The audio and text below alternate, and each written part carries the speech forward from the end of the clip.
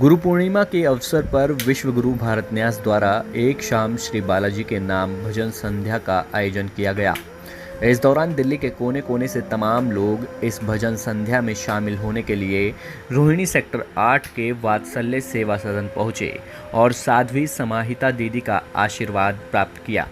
इस दौरान साध्वी समाहिता दीदी के मुखारविंद से निकले सुंदर भजनों ने पूरा प्रांगण को भक्तिमय कर दिया और जहां सभी लोग मंत्रमुग्ध हो गए, वहां सभी लोग प्रभु के भजनों में लीन नजर आए।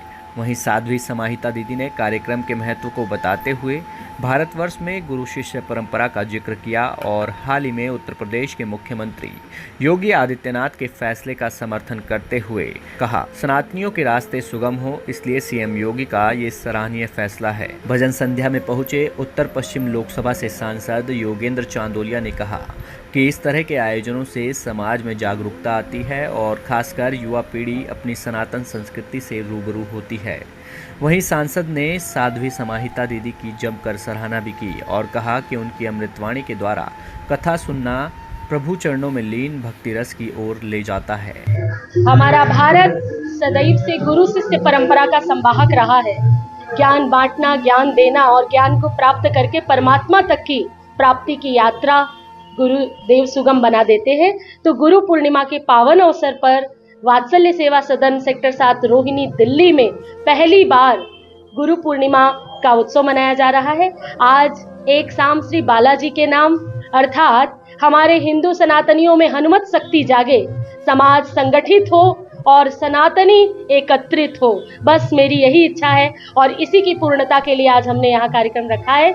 हमारी पूरी टीम यहाँ मौजूद है। विश्व गुरु भारत न्यास आगे चलकर आया है और उसके नेतृत्व में ये कार्यक्रम 2 दिवसीय कार्यक्रम यहाँ पर है।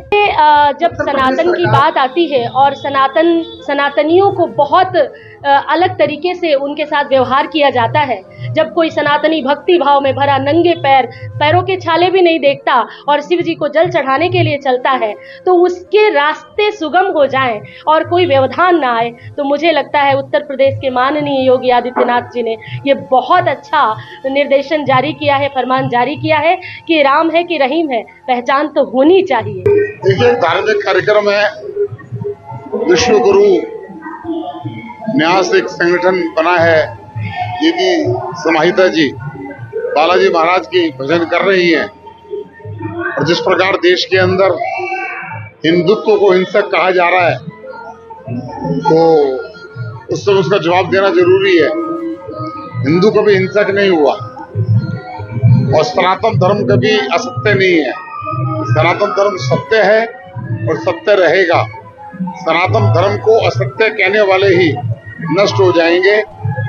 यह देश के लोगों की राय है। कोई माने तो सही, ना माने तो सही, भारत एक दिन विश्व गुरु बनेगा, सोने की चिड़िया बनेगी, ऐसा मेरा विश्वास है। देखिए, वो किस संदर्भ में कहा गया है। कावड़ का एक बहुत बड़ा त्योहार है, बड़ा, पर लाखों लोग शरीक होते हैं उसके अंदर, और कुछ इस प्रकार की बातें आई होंगी सरकार के सामने, तो ये तो योगी आदित्यनाथ जी बात कर सकते हैं। लेकिन मुझे ऐसा लगता नहीं कि लोग विरोध क्यों कर रहे हैं। विरोध का कारण तो पता होना चाहिए। उनको बताना चाहिए कि हम इसलिए विरोध कर रहे हैं। तो अगर ऐसी बात होगी तो सरकार के सामने ऐसा कोई प्रस्ताव जाएगा तो उस पर विचार किया जा सकता है। लेकिन अभी इसके बारे में मेरा कहना कुछ ज्यादा ठीक नहीं है।